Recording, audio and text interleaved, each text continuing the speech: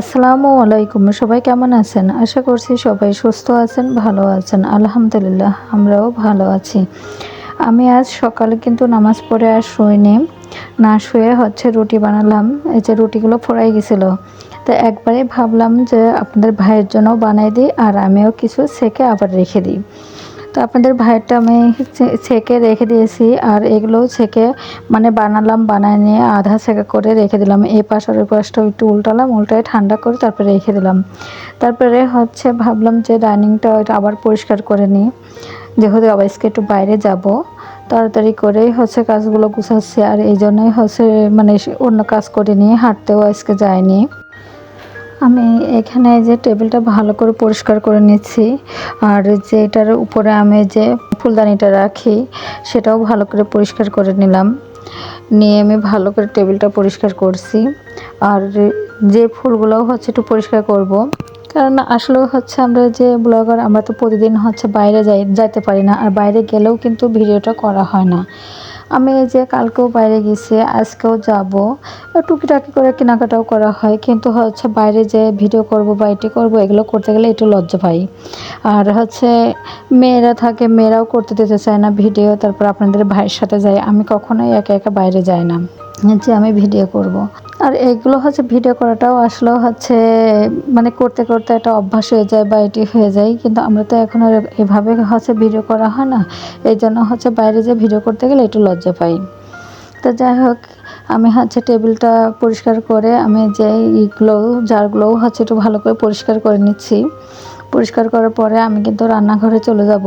আর আমি একটু বাইরে যাব, আজকে ব্যাংকে যাব। তারপরে আমার চুলাটা তো নষ্ট, এর আগেই আমি বলেছি আমার চুলাটা নষ্ট হয়ে গেছে, তা দেখবো আজকে একটু যে। এই জন্য আপনাদের ভাই আগেই বাইরে চলে গেছে, খাওয়া দাওয়া করে বের হয়ে গেছে। তখন আমি এগুলো করছি, সব কিছু পরিষ্কার করে নিচ্ছি তাড়াতাড়ি করে। তো বললে যে তুমি গোছাই তারপরে আসো। তা রান্না করে যাইতে গেলে পরে তো অনেক দেরি হয়ে যাবে, তো আমি রান্না করে আর যাইতে পারিনি। তো আমি এভাবে করেই একটু গোছাই নিলাম। আর এই সুপার কাভারটা তো গতকালই পরিষ্কার করে দিয়েছিলাম। তা ভাবলাম যে এখন এগুলো পরিষ্কার করে টেবিলটা পরিষ্কার করে নিয়ে তারপরে কাভারটা লাগিয়ে রেখে যাই, যতটুকু পারি কাজ করতে। যে সে আপনাদের ভাই বলছিল 11:30 থেকে 12টার ভিতরে তুমি এখান থেকে বের হবা। আমি বলছি আচ্ছা ঠিক আছে। তা আমি ভাবলাম যে এর মধ্যে আমি কাজগুলো সব গুছিয়ে নিই। তা আমি এই যে সব পরিষ্কার করলাম, ছোপটা এমনি একটু ঝাঁটা দিয়ে বাড়িয়ে একটু ময়লাগুলো পরিষ্কার করে নিলাম। এমনি কাপড়টা দিয়েও ভালো করে মুছে নিলাম। মুছে নিয়ে আমি এই যে কাভারটা লাগাচ্ছি। লাগানোর পরে কিন্তু আমি এই যে এদের জন্য লাগাইও আমার কোনো শান্তি নেই। লাগাইতে যেয়ে শুধু লাফ মেরে মেরে এর উপর বসছে, এটার উপর বসছে, এমনই করছে, আবার টেনে টেনে নিয়ে চলে যাচ্ছে। এই জন্য আর আসলে ভালো লাগে, এরা তো থাকলে পরে অনেক ভালো লাগে। আবার মাঝে মাঝে খুবই রাগ হয়, বিরক্ত লাগে। তো কিছু করার নেই, কারণ ভালোবাসার জিনিস এরা, আসলেও ভালোবাসার জিনিস। এই যে আরেকজন এসে দিতে টেনে ধরছে, আমি যেদিকে একজন উপরে বসে আছে আর একজন নিচে ধরে টানাটানি করছে, আসেই শুধু এদের নিয়েই। যারা আমার ভিডিওটি দেখছেন তারা একটা লাইক দিবেন, কারণ আপনাদের একটা লাইক আমাকে আরও একটি নতুন ভিডিও বানাতে উৎসাহিত করবে। আর আমার ভিডিও যদি আপনাদের কাছে একটুও ভালো লেগে থাকে তাহলে সাবস্ক্রাইব করে পাশে থাকবেন। বেল বাটনটি অন করে রাখলে আমি যে ভিডিওটাই দিব না কেন আপনাদের কাছে নোটিফিকেশন চলে যাবে। আমি যাই হোক, এটা করার পরে কিন্তু এই করছি, আমি এই যে ঝাল পেঁয়াজ টেস্টগুলো কেটে রেখে দুপুরের জন্য কেটে গুছাই সব কিছু রেখে গেছি। রান্নাঘরটা পরিষ্কার করছি, বেডরুমটা পরিষ্কার করেছি। তারপরে আমার বাইরে যে গাছগুলো ছিল সেই গাছেও আমি পানি দিয়েছি। সব কিছু করে আমি গোছ গাছ করে কিন্তু চলে গেছি ব্যাংকে। আপনাদের ভাই আসছিলো নিচেই, বললো আসো। নেমে আমি আবার নিচেই থেকে তারপর আমরা ব্যাংকে গেছি। ব্যাংকে যেয়ে একটু কাজ করলাম, করে তারপরে আমি চুলার জন্য বেস্ট পাইতে গেছিলাম, যে একটু চুলাও দেখলাম, কিন্তু আমি আজকে নিয়ে আসিনি।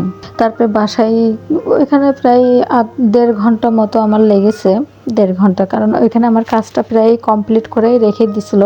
শুধু জাস্ট আমি যে ওখানে কিছু সিগনেচার ছিল বা এটি ছিল এগুলো করে চলে আসছি। তারপরে বাসায় এসে নারকেল কুড়াইছি। তারপরে হচ্ছে ওই যে পেঁয়াজ রসুনগুলো কাটা ছিল সেগুলো হচ্ছে আমি একটু করছি, মানে নারকেলের দুধ বানালাম, দুধ বানাই তারপরে যে চিংড়ি মাছটা হচ্ছে ভুনা করব সেটাও করছি। করে নিয়ে তারপরে আর মেয়েকে বলে গেছিলাম, আমার বড় মেয়েকে বলে গেছিলাম যে ভুঁড়িগুলো একটু তুমি কেটে রেখো। তা আমি বাসায় এসে দেখি ও আবার কেটে রেখেছে। সব কিছু কেটে কমপ্লিট করে ও আবার রান্নাঘরটাও গুছাই রেখেছে। তা আমি আবার এসে খুব তাড়াতাড়ি করে চুলার পরে, মানে বোরকাটা খুলেই চলে গেছি চুলার পরে। তা আমি এই যে দুধটা বানিয়ে রাখছিলাম নারকেলের, এখানে হচ্ছে চিংড়ি মাছটা আমি ভুনা করছি। এখানে কিন্তু হচ্ছে যে শুকনো মরিচের গুঁড়া আছে, এখানে জিরা গুঁড়া, গরম মশলার গুঁড়া, আদা পেস্ট, রসুন পেস্ট আর পেঁয়াজ পেস্ট, এগুলো করে তারপর হচ্ছে আমি তেলের উপর দিয়ে একটু নাড়াচাড়া করে কিন্তু হচ্ছে মাছটা আগে ভেজে রাখছিলাম, তারপরে কিন্তু মাছটা দিয়ে দিছি। আসলে প্রতিদিন হচ্ছে এটার রেসিপি দেওয়া লাগে না, তারপরেও যতক্ষণ আমরা ব্লগ করি মানে এটা হচ্ছে আমাদের মানে বলাটা একটাই, সেইটাই এই জন্যই বলা। দিয়ে ওইটা কিন্তু আমি হালকা একটু চিনি দিয়ে দিয়েছি, চিনিটা দিয়ে দেওয়ার পরে আমি হচ্ছে আস্তে করে চুলাটা দিয়ে রাখছি। আর এইদিকে ভাবলাম যে রসুনগুলো তো ছুলে রেখে গেছিলাম কেটে, তাই এই রসুনটাও আমি একবারে হচ্ছে করে নিয়ে আসি।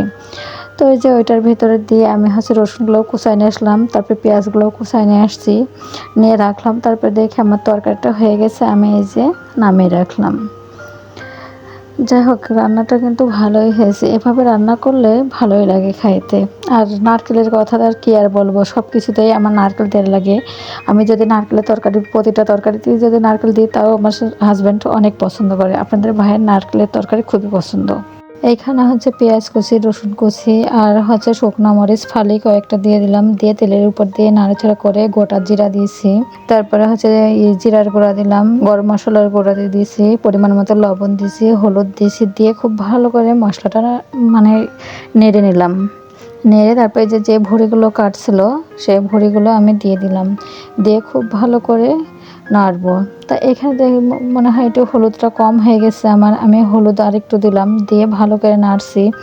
নেড়ে তারপরে যখন একটু দিলাম, দেওয়ার পরে দেখি হচ্ছে একদম হচ্ছে সেই ফ্রাই প্যানে দিছি, তো ভাবলাম যে এঁটে যাবে, তাই এটাই দিই যাতে না আঁটে।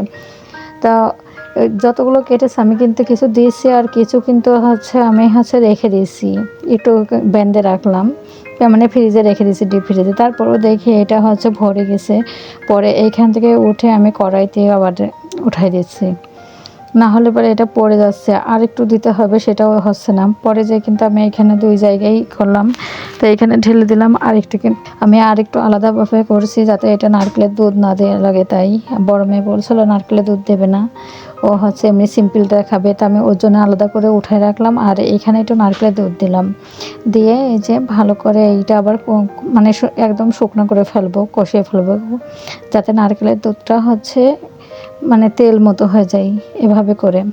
আর এটা দেওয়ার কারণ একটাই, যে এই যে ভুঁড়িতে কেমন একটা মানে ফ্লেভার আসে, এই ফ্লেভারটা আপনাদের ভাই মানে পছন্দ করে না, বলে যে একটু নারকেলের দুধ দিলে একটু ভালো হয়, আর একটু মানে মিষ্টি মিষ্টি মতো লাগে নাকি জানি না, কিন্তু বলে যে নারকেলের দিলে পরে একটু ভালো লাগে তাই। তো যাই হোক, এভাবে করে নামালাম। নামানোর পরে কিন্তু আমি একটু জিরার গুঁড়া আর হচ্ছে ইসের এই যে গরম মশলার গুঁড়া একটু ভেজে ওইটা গুঁড়া করে দিয়ে দিয়েছি।